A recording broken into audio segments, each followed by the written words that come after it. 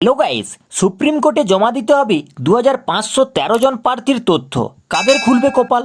এসএসসির মাঝেই সুখবর। তো গাইস, লোকসভা নির্বাচন চলাকালীন কলকাতা হাইকোর্টের এক রায়ে চাকরি হারিয়েছিলেন রাজ্যের প্রায় 26,000 চাকরি প্রার্থী। সুপ্রিম কোর্টের নির্দেশে আপাতত ক্ষণিক স্বস্তির নিঃশ্বাস ফেলেছেন তারা। হাইকোর্টে 2016 সালের প্যানেল বাতিলের রায় স্থগিতাদেশ দিয়েছে শীর্ষ আদালত। এর মাঝে আরও একটি সুখবর, এবার কপাল খুলতে পারে 2513 জন চাকরি প্রার্থীর। সম্প্রতি সুপ্রিম কোর্টের তরফ থেকে 2513 জন প্রার্থীর তথ্য জমা দেওয়ার নির্দেশ দেওয়া হয়েছে। প্রাথমিক শিক্ষা পর্ষদকে এই মর্মে একটি নির্দেশ দেওয়া হয়েছে, ফলে তাদের ভাগ্য এই মুহূর্তে শীর্ষ আদালতে ঝুলে রইল।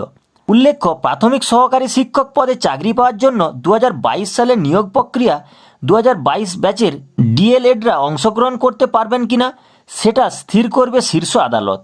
সেই কারণেই 2022 সালের পরীক্ষায় এমন কোন কোন প্রার্থী অংশগ্রহণ করেছিলেন সেই বিষয়ে সকল তথ্য একটি মুখবন্ধ খামে আদালতে জমা করার নির্দেশ দেওয়া হয়েছে।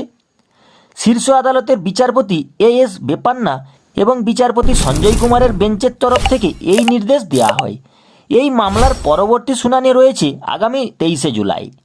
রাজ্যের প্রাথমিক সহকারী শিক্ষকের পদে চাকরির জন্য 2022 সালে 11,758টি শূন্য পদে নিয়োগের জন্য বিজ্ঞপ্তি জারি করা হয়েছিল। এর মধ্যে ইন্টারভিউ নিয়ে 9,533 জন প্রার্থীকে নিয়োগ করা হয়, কিন্তু তা সত্ত্বেও প্রায় 2,500 পদ খালি থেকে যায়। এই পদগুলির জন্য প্রার্থীদের একটি লিস্ট বানিয়ে পর্ষদের তরফ থেকে ইন্টারভিউ নেওয়া হয়েছে বলে সুপ্রিম কোর্টে বুধবার জানিয়েছেন আবেদনকারী আইনজীবী পিএস পাটোয়ালিয়া। এদিকে পর্ষদের তরফ থেকে সওয়াল করেন কুণাল চট্টোপাধ্যায়। তিনি বলেন, এনাদের মধ্যে অনেকেরই নিয়োগের সময় ডিএলএড কোর্স সম্পন্ন হওয়ার সার্টিফিকেট ছিল না, সেই কারণে নিয়োগ রুখে দেওয়া হয়।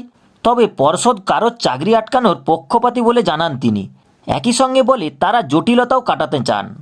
তবে আবেদনকারী প্রার্থীদের বক্তব্য, 2022 সালের সেপ্টেম্বর মাসে যখন 11,000-এর বেশি পদের জন্য বিজ্ঞপ্তি জারি করা হয়েছিল, তখন বেশিরভাগ প্রার্থীরা ডিএলএড কোর্স সম্পন্ন হয়ে গিয়েছিল, শুধু সার্টিফিকেট হাতে আসা বাকি ছিল। শুধু তাই নয়, কলকাতা হাইকোর্টের তরফ থেকে তাদের চাকরিতে নিয়োগের নির্দেশও দেওয়া হয়েছিল।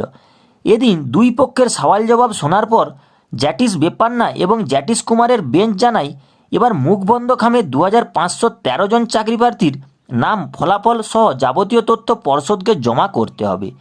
এরপরে শুনানিতেই পরবর্তী সিদ্ধান্ত নেওয়া হবে। সেই শুনানির দিনই ওই সকল প্রার্থীদের ভবিষ্যৎ নির্ধারণ করা হবে। তাদের কপাল খুলবে কিনা সেদিকেই আপাতত নজর সকলের। তো গাইস, এই ছিল আজকের ভিডিও। আশা করি ভিডিওটি আপনারা বুঝতে পেরেছেন। আর গাইস, ভিডিওটি যদি ভালো লেগে থাকে ছোট্ট একটা লাইক করে দিবেন, আর এইরকমই নিত্য নতুন আপডেট সবার আগে পাওয়ার জন্য চ্যানেলটি সাবস্ক্রাইব করে রাখবেন। তো গাইস, ভিডিওটি শেষ পর্যন্ত দেখার জন্য অসংখ্য ধন্যবাদ।